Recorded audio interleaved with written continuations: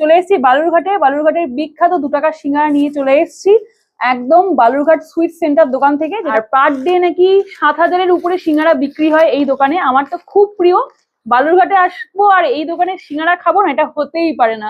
তাই নিয়ে চলে এসেছি মাত্র 2 টাকার এই সিঙ্গারা।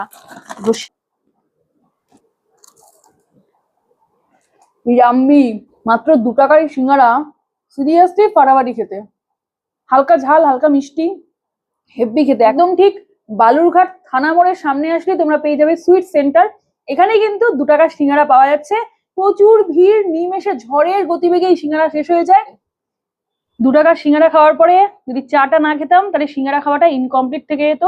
তাই গরমা গরম দুধ চা, দেখো এইটুকুতে মন ভরবে না আমার জন্য 1 গ্লাস চা।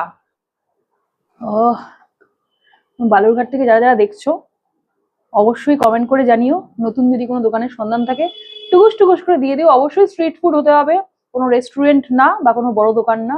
স্ট্রিট ফুড ভেন্ডারদের আমি তুলে ধরার জন্য এখানে এসেছি বালুরঘাট শহরে। তো জলদি জলদি কমেন্ট করে জানান যে নতুন কোনো দোকান আছে কিনা।